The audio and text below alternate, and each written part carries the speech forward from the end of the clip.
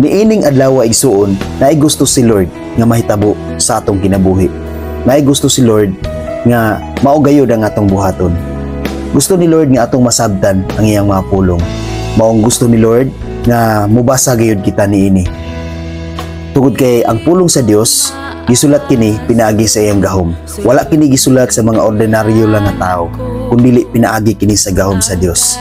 Atong basahon sa ikaduhang Timoteo 3 versikulo 16 nag-ingon diri: ang tibuok nga kasulatan gisulat pinaagi sa gahom sa Dios, og mapuslanon kini sa pagtudlo sa kamatuoran, sa pagbadlong, sa pagtulid sa sayop, sa pagtudlo sa matarong nga kinabuhi.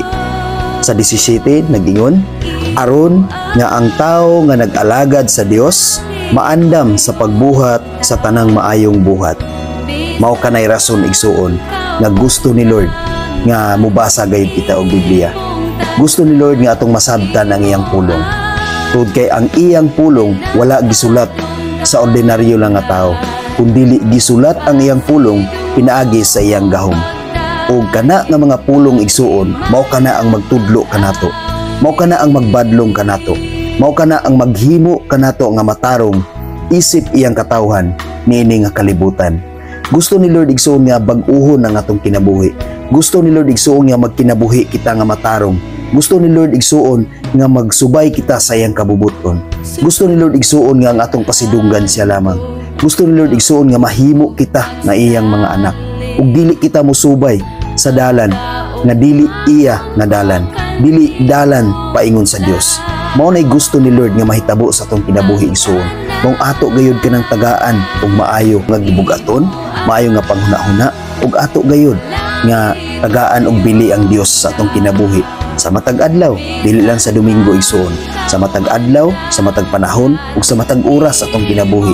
Maong niining adlaw igsuon, dasigon ko kamo sa pagbasa sa pulong sa Dios. Tungod kay mao kana ang magtulid sa atong kinabuhi, ug mao kana ang magtudlo kanato sa pagkinabuhi nga matarong niini nga kalibutan ug sa atubangan sa Dios. Magkinabuhi kita nga Dios nun igsuon. Sa 17 nag-ingon dire, kung ato nang masabtan ang tanan, kung magkinabuhi na kita nga matarong, kung matulid na ang atong kinabuhi diha sa Dios, ingon siya dire nga maandam na kita sa pagbuhat sa tanang maayong buhat. Wala nay dili maayo nga mugawas sa atong baba. Wala nay dili maayo nga mga buhat nga atong mabuhat ngadto sa uban ug labi na gayud diha sa Ginoo. Tungod kay ato namang nasabtan ang tinuod nga pagkinabuhi. Ato namang natulid ang atong kinabuhi diha sa Ginoo.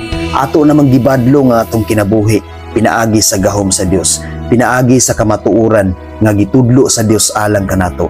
Kung ato gayud kining tagaan og bili igsuon, ato gayud kining sabton, atong tun-an ug atong ikinabuhi sa matag adlaw. Tungod kay mao kini ang gusto ni Lord nga mahitabo sa atong kinabuhi. Ato lang isalig ug atong iampo ngadto sa Ginoo, kay kining tanan dili mahitabo kung wala ang panabang sa Dios, kung wala ang power ni Lord nga mo'y mag-uban kanato, mo'y magbantay kanato, mo'y magtudlo kanato, ug mo'y magdasig kanato. Mong tanan atong isalig ug atong iampo ngadto kaniya. Amen. God bless sa tanan.